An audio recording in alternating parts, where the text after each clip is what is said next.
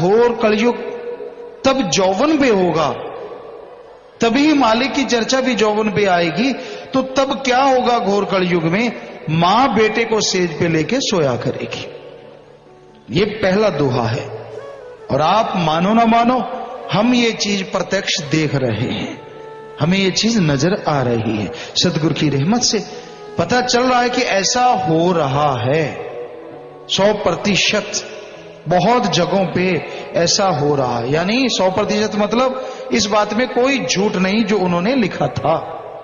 वो युग, वो टाइम, वो समय आ चुका है। बाकी रिश्तों का तो पूछना ही क्या है। जब मां बेटे के रिश्ते का ये हाल होगा तो उन्होंने लिखा बाकी रिश्ते तो हाल बुरा होना ही है। तो ऐसा घोर कलयुग, ऐसी काम वासना की आंधी है। आप देख लीजिए कैसे कैसे सिस्टम चल रहे हैं। लड़का लड़के से शादी करवा रहा है, लड़की लड़की से करवा रही है। क्या आप आज से 50 साल 20 साल पहले कभी कल्पना कर सकते थे ऐसी कि ऐसा कुछ होगा? 100 साल पहले चलो नहीं, कभी सोचा नहीं जा सकता था कि ऐसा हो सकता है। और आज ऐसा हो रहा है। बल्कि लोग ये कहते हैं इसमें हर्ज क्या है? बड़ी अजीबोगरीब बात। फिर कुदरत ने ये बनाया ही क्यों? अगर हर्ज ना होता तो? हर्ज तो 100% होगा, लेकिन जब तक सामने आएगा तब तक पता नहीं कितना कुछ लॉस हो जाएगा, कितना कुछ बर्बादी की तरफ चला जाएगा। वो आदमी मेंटली अपसेट रहेंगे ही रहेंगे। कभी सवाल पैदा नहीं होता जो कुदरत के विरुद्ध चलेंगे।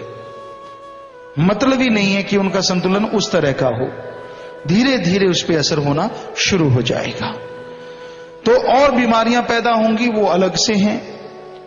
तो काम वासना की आंधी है, जिसे देखो वो निगाह से आदमी को तौलता ही इसलिए ये कैसा है, कैसी बनावट है, कौन है, कैसा, किस तरह, और कोई मतलब नहीं है। उसकी निगाह एक्सरे यही करती है। क्या मां, क्या बहन, क्या और रिश्ता, सब खाक में मिलते जा रहे हैं। विषय विकार का तूफान खड़ा हो गया है, भक्ति को बहाए ले जा रहा है। काम वासना की आंधी में लोग पगला गए हैं। इंसान जब काम वासना में डूब जाता है तो उसके लिए और कोई चीज नहीं रहती। ना उसके लिए कोई ये होता है कि चलो गलती हुई माफी ले लूं, चलो मेरे से ऐसा बोला गया मैं माफी ले लूं। अहंकार, क्योंकि अहंकार भी तो एक चोर है, वो काम वासना के साथ मिल जाता है। गलत बातें करी, उसका रिजल्ट आने वाले टाइम में भोगना है, उसके लिए तैयार है, लेकिन माफी के लिए तैयार नहीं। क्योंकि मन अहंकारी जो बैठा है, अहंकार देता है मैं क्यों झुकूं, मैं देखेंगे जो होगा।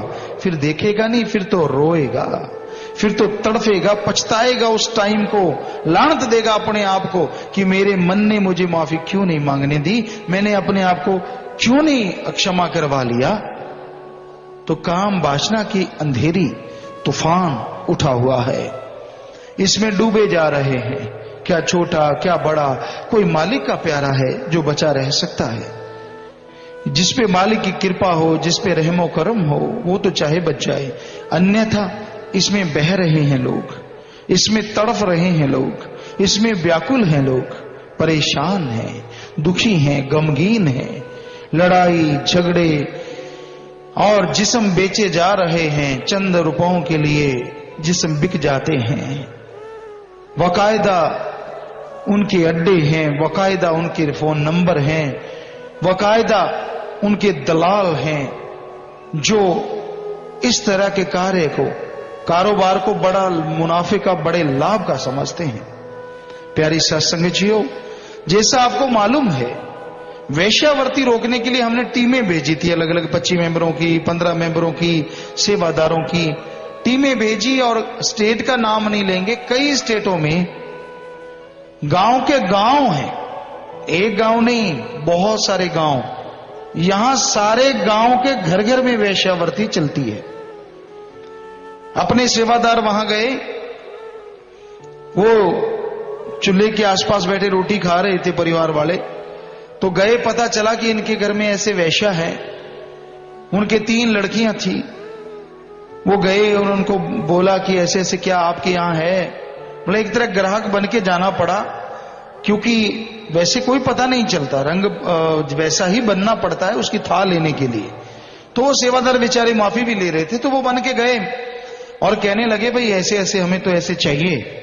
कहते अच्छा आपको लड़कियां चाहिए? कहते हाँ। कहते कितने रुपए? 500 की भी है, 300 भी है, 1000 रुपया भी है।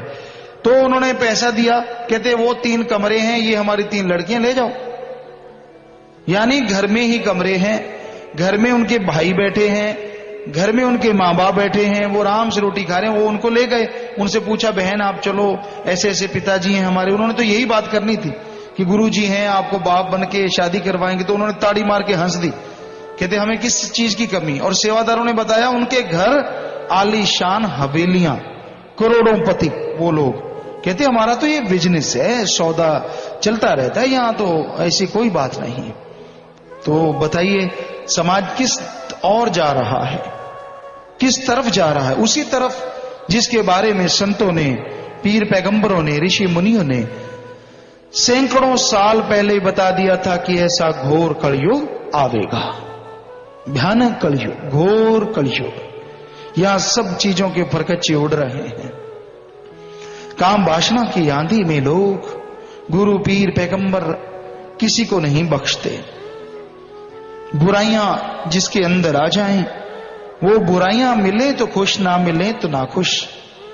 तो ऐसे घोर कलयुग के समय में सुमरण ही एकमात्र सहारा है। सुमरण से ही विचार कंट्रोल हो सकते हैं, और कोई तरीका नहीं।